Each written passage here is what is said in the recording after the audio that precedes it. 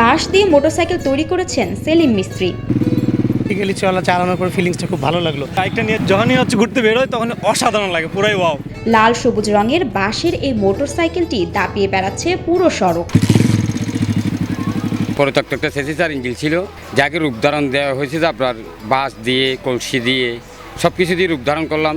এই বাইকে 1 লিটারে পার দেওয়া যাবে 60 কিলোমিটার। এটা আপনার 1 লিটারে 60 কিলো, এটা 80 সিসি ইঞ্জিন। মোটরসাইকেলটি বানাতে খরচ পড়েছে 50,000 টাকা আর সময় লেগেছে প্রায় 2 মাস। প্লাস্টিকের কিট না দিয়ে এখানে দেশের পণ্য দিয়ে কিট সাজানো যাবে অল্প খরচে। 1.5 লাখ টাকা বলতে আপনার বাঁশ, এগুলো অপরাক্ত বাঁশ, সব কলসি, এখানে 5 লিটারের কোনো কলসি নেই, এগুলো আবার ঢাকা থেকে আনা হয়েছে। এটা লাগছে 2 মাস লাগছে। এটা বাঙালির ঐতিহ্য হিসেবে কলসি, বদনা, বাঁশ, কাঠ, জাতীয় পতাকা ও লাল সবুজের রঙে সাজিয়েছেন এই গাড়ি। আমি অনেক এক্সাইটেড, অনেক হুন্ডায় রাইড করছি বা আমার নিজেও হুন্ডা আছে, বাট এত সুন্দর একটা ডিজাইন যে আমাদের যে মাতৃভূমির যে বাঁশ একটা বিষয়, ওটা দিয়ে কারিগর্য করছে, অনেক ভালো লাগছে এবং হুন্ডারও বেশ চলে। তেলের ট্যাঙ্কের উপর বসিয়েছেন আস্ত এক কলসি।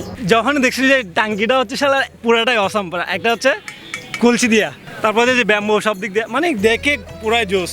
এছাড়াও সাইলেন্সারে বসিয়েছেন সিলভার কালারের বদনা।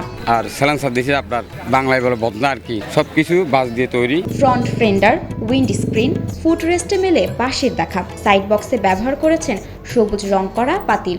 বাঁশের নেম প্লেটে লাল রঙে লেখা জাগো বাঙালি। জাগো বাঙালি দিয়েছে বলে এটা হচ্ছে 16 কোটি মানুষের অধিকার। এটা আমি বিক্রি করতে চাই, কেউ বিক্রি করি না। সবাই সেলফি তুলতে পারবে, ভিডিও করতে পারবে, কিন্তু এটা বিক্রি হবে না।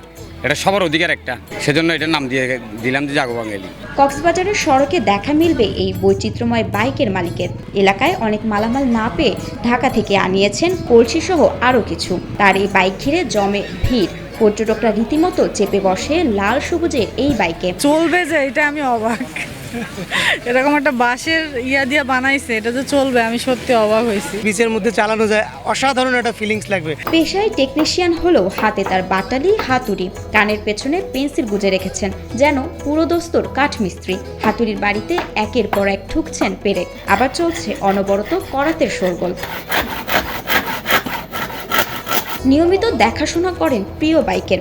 যখন বর্তমানে বাজারে নামি দামি নতুন মডেলের বাইকের ভিড়, তখন নিয়মিত দেশি পণ্য দিয়ে বাইক বানানোর কথা মাথায় খেলে সেলিমের। যখন বিভিন্ন ধরনের ছেলেমেয়েরা যখন নতুন গাড়ি বাসন্তীর খুলে ফেলে ডিজে করতেছে, তখন এটা আমার মাথাতে ঢুকছে, মানে একটা দেশের পণ্য দিয়ে একটা বাইক তৈরি করি। তখন আমি বাস দিয়ে তৈরি করলাম। সেলিমের বড় মেয়ে সাইফা, ছোট মেয়ে নুরি বাবার গাড়িতে স্কুলে যাওয়ার অনুভূতি ও উচ্ছ্বাস নিয়ে সহপাঠীদের ভালো লাগার কথা জানান। বন্ধুরা সবাই দেখতে আসে, প্রতিদিন স্কুলে আমাকে দিয়ে আসে। আমাদের বন্ধুরা আমার আব্বু গাড়িটা দেখে অনেক খুশি হয়, আমারও অনেক ভালো লাগে।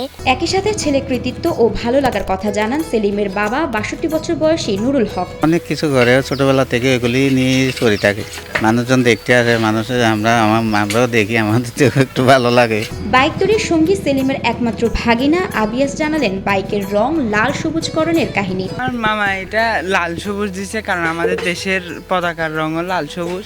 এটা আমার মামার শখ ছিল এরকম একটা বাইক বানাবে। সরকারি সহযোগিতা পেলে সারা দেশে নিজের বানানো এই বাঁশের মোটরসাইকেল ছড়িয়ে দিতে চান সেলিম। সরকারের যদি সহযোগিতা পায়, এইভাবে দেশের পণ্য দিয়ে বাইক ছাড়া যাবে মার্কেটে। কক্সবাজার বিচের জন্য কিন্তু ডিজাইনের মোটরসাইকেল কিন্তু বেস্ট।